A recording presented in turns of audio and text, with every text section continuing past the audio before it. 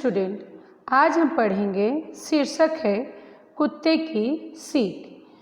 रामधारी सिंह दिनकर जी की बहुत ही ये सुंदर रचना है कुत्ते की सीख, जिसमें एक कुत्ते के माध्यम से हम मनुष्यों को बहुत ही अच्छी जीवन जीने की प्रेरणादायी सीख मिलती है।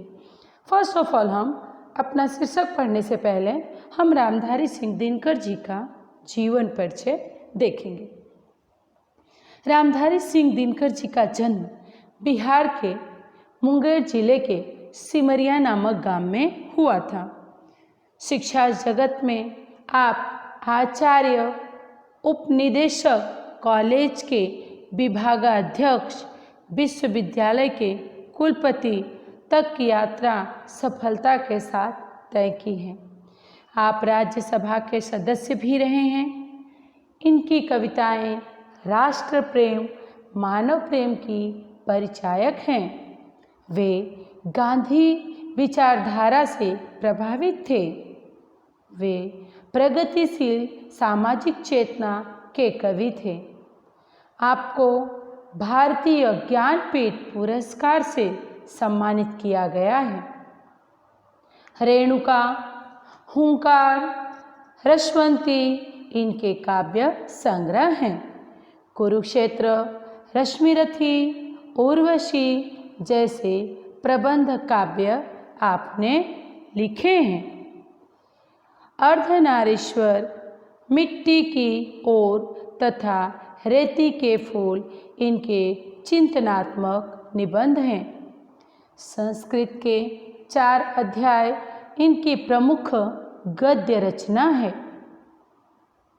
प्रस्तुत काव्य बच्चों के लिए लिखा गया है। कुत्ता और खरहे की कहानी को काव्य के रूप में प्रस्तुत किया गया है। ये हिंदी काव्य साहित्य की एक नई विधा है। वे इस कथा में यह बताना चाहते हैं कि छोटा या बड़ा, ताकतवर या कमज़ोर जब अपने प्राणों पर आ जाता है तब उसमें एक विशेष शक्ति का संचार होता है। ईश्वर ने ऐसी शक्ति सबको दी है, पर उस शक्ति को पहचानने का अवसर तभी मिलता है जब कभी हमारे जान पर बन आती है, जब मृत्यु हमारे निकट खड़ी हो जाती है, तभी हम अपनी उस अद्भुत शक्ति को पहचान पाते हैं। अन्यथा हम अपने को दुर्बल ही समझते रहते हैं। आगे हम लोग देख रहे हैं काव्य पंक्तियाँ। काव्य पंक्तियों में यहाँ पे कुत्ते की सीख में पहली पंक्ति में दिया है कि वन में एक घनी झुरमुट थी, जिसके भीतर जाकर खरहा एक रहा करता था सबकी आँख बचाकर। फुदक फुदक फुनगियाँ घास के चुन चुन कर खाता था, देख दूर से लोगों को झुरमुट में छिप जाता था। यहाँ पे जंगल की काव्य का एक बार सार समझाती हूँ, फिर इसके बाद एक एक लाइन को मैं एक्सप्लेन करूँगी। जंगल की एक घनी झाड़ियों में एक खरगोश रहता था। घास की कोमल पत्तियाँ खाकर वह झाड़ियों में छिप जाता था। एक दिन उस जंगल में एक शिकारी कुत्ता आया। वह झाड़ी को सूंघता हुआ खरगोश के पास पहुँच गया, लेकिन सामने मृत्यु को खड़ा देखकर खरगोश अपना पूरा जोर लगाकर भागा। वह कांटेदार घनी झाड़ियों में छिप गया। कुत्ता निराश होकर लौट गया। कुत्ता अपने भोजन के लिए दौड़ रहा था, जबकि खरगोश अपनी जान बचाने के लिए भाग रहा था। जान संकट में पड़ने पर हर व्यक्ति को अपनी पूरी ताकत लगा देनी चाहिए, न कि किसी के सामने गिड़गिड़ाना चाहिए। तो पहली पंक्तियाँ हम लोग देख रहे हैं। वन में एक घनी झुरमुट थी, जिसके भीतर जाकर खरहा एक रहा करता था सबकी जान बचाकर। कवि रामधारी सिंह दिनकर जी कहते हैं कि एक वन में, एक जंगल में, एक स्थान पर आसपास जहाँ पे घनी झाड़ियाँ थी, उसी के अंदर खरहा एक रहा करता था। उसी के अंदर एक खरहा छिप कर रहता था। खरहा खरगोश रैबिट छिप कर रहता था। ताकि वह किसी को नज़र न आए और किसी भी प्रकार का कोई भी जानवर उसको संकट में न डाले, इसलिए वो उसमें छुपकर रहा करता था। फुदक फुदक फुनगियाँ घास की चुन चुन कर खाता था, देख दूर से लोगों को झुरमुट में छिप जाता था। कवि कह रहे हैं कि वो खरगोश वो फुदक फुदक करके, वो झुरमुट से निकल करके फुदक फुदक यानी इधर उधर कूदता था और कूद कूद करके वो जो है उछल उछल करके घास की, नरम घासों की, कोमल घासों की पत्तियों को चुन चुन कर खाता था। लोगों को दूर से लोगों को वो दूर से ही देख लेता था। लोग अगर इधर आ रहे हैं उसकी तरफ, वो दूर से ही देखता था और देखते ही वो झाड़ियों में छिप जाता था। आगे, एक रोज आया उस वन में कुत्ता एक शिकारी, लगा छानने सूंघ सूंघ कर वन की झाड़ी झाड़ी। आखिर वह झुरमुट भी आई जो खरहे का घर थी, मगर खैर उस बेचारे की लंबी अभी उम्र थी। बड़ी मन को छू लेने वाली पंक्तियाँ यहाँ पे बच्चों के लिए बहुत ही रोचक काव्य इन्होंने लिखे हैं। एक रोज आया उस वन में कुत्ता एक शिकारी, लगा छानने सूंघ सूंघ कर वन की झाड़ी झाड़ी। यहाँ पे कवि रामधारी सिंह दिनकर जी कहते हैं, एक दिन, एक रोज यानी एक दिन उस वन में, उसी जंगल में, उसी वन में, किस वन में, किस जंगल में, जहाँ पर वो खरहा रहता था, एक शिकारी कुत्ता आया, शिकार करने वाला एक कुत्ता आया। वह जंगल के छोटे छोटे जानवरों को खाने के लिए वहाँ की एक एक झाड़ी को सूंघ कर छानने लगा। यानी कि जितनी भी वहाँ पे छोटी मोटी झाड़ियाँ थी, झुरमुट थी, घास थी, जिनमें छोटे छोटे जानवरों के रहने का उससे आभास था, उन सभी झाड़ियों को वो सूंघ रहा था। बताया जाता है ना कि कुत्तों के सूंघने की पावर बहुत तीव्र होती है, वो अपना शिकार बहुत दूर से ही सूंघ लेता है।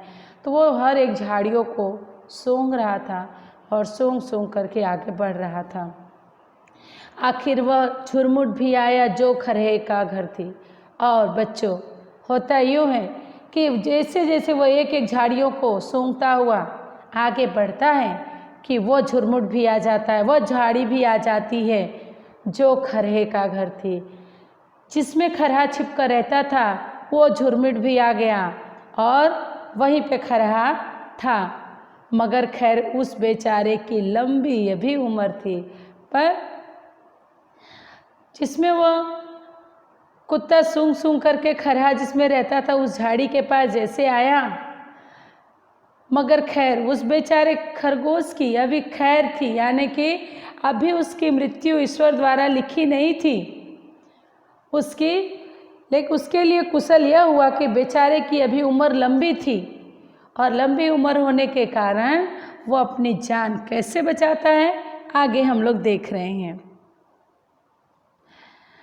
कुत्ते की जो सांस लगी खरहा सोते से जागा, खड़ा काल देख पीठ पर खड़ा काल को जान लिए वह भागा।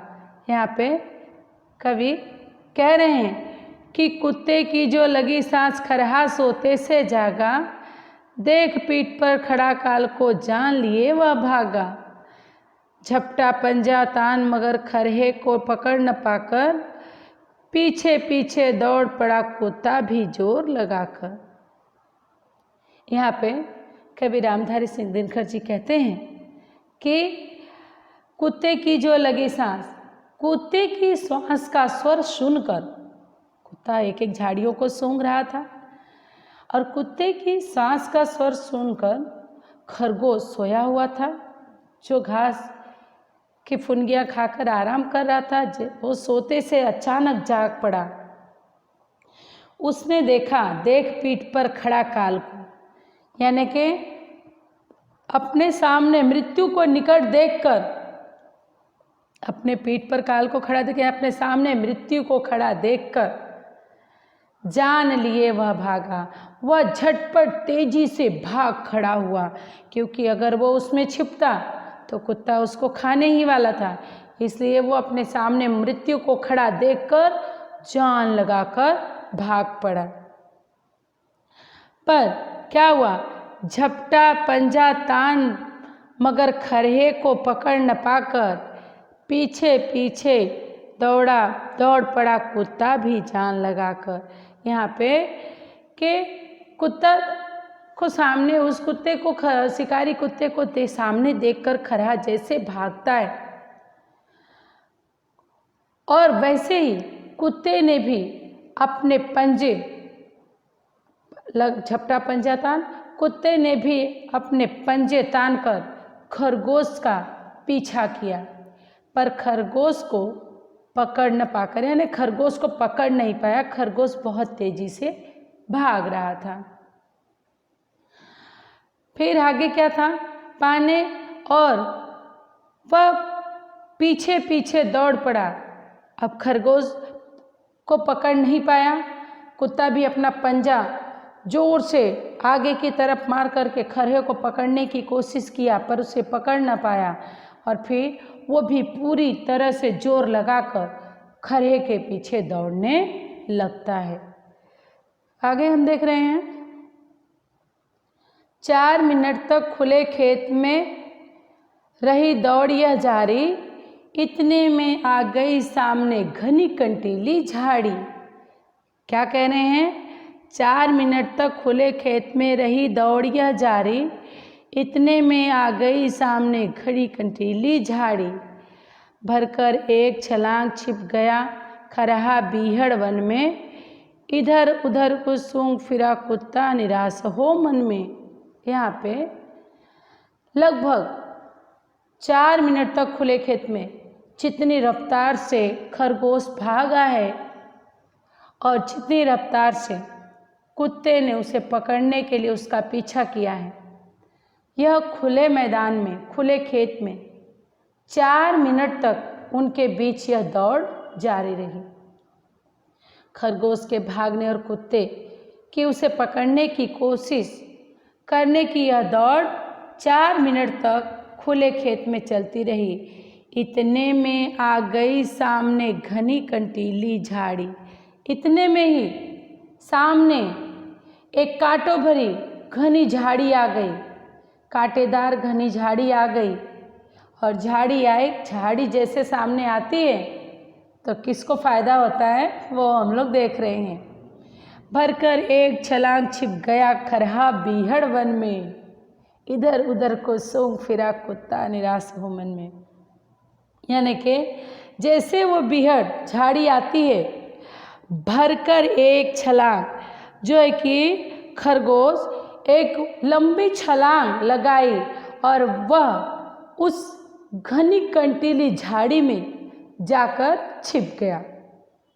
इधर उधर कुछ सूंघ फिरा कुत्ता निराश हो मन में। कुत्ते ने इधर उधर सूंघा और अंत में वह निराश हो गया, क्योंकि कांटे वाली झाड़ियों के अंदर वो घुस नहीं सकता था, वो थोड़ा बड़ा है और खरगोश तो छोटा सा नन्हा सा प्राणी है। तो नन्हा सा प्राणी तो आराम से झाड़ियों के बीच घुस गया, कांटेदार भी झाड़ियाँ थी और खरगोश के जान पर बन आई थी, तो उसे कांटेदार झाड़ियाँ नहीं दिख रही थी, उसे तो उसका प्राण दिख रहा था जिसे उसे बचाना था। वो जाकर छिप जाता है और कुत्ता इधर उधर सूंघता है और फिर उसे खरे की कोई गंध नहीं लगती है और वो निराश हो जाता है और निराश होकर के वापस लौट आता है। आगे हम लोग देख रहे हैं, एक लोमड़ी देख रही थी यह सब खड़ी किनारे, कुत्ते से बोली मामा तुम हो खरहे से हारे, इतनी मोटी देह लिए हो फिर भी थक जाते हो, वन के छोटे जीव जंतु को भी न पकड़ पाते हो। यहाँ पर कुत्ता खरहे को दौड़ा रहा है, खरहा अपनी जान बचाए भाग रहा है। यह सारा दृश्य एक लोमड़ी किनारे पर खड़ी हुई यह देख रही थी और वो देखते देखते उसने, जैसे खरगोश झाड़ियों में छिप जाता है, कुत्ता निराश होकर के वापस लौटने लगता है। इतने में लोमड़ी जो है कि कुत्ते से कहती है। एक लोमड़ी देख रही थी यह सब खड़ी किनारे, कुत्ते से बोली मामा तुम हो खरहे से हारे।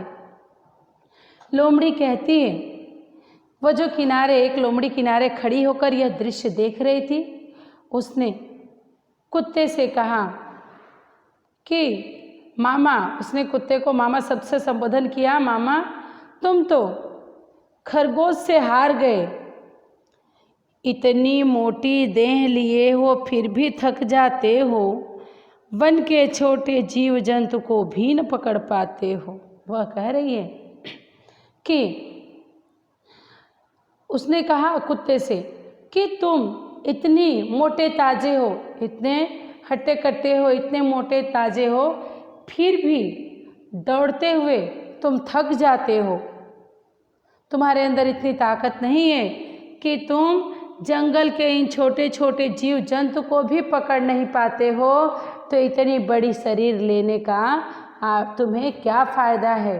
तुम तो इतनी बड़ी देह लिए हो, वो खरगोश नन्हा सा जीव, और वो तुम्हारी आँखों में धूल झोंक कर भाग गया और तुम उसे पकड़ भी नहीं सके।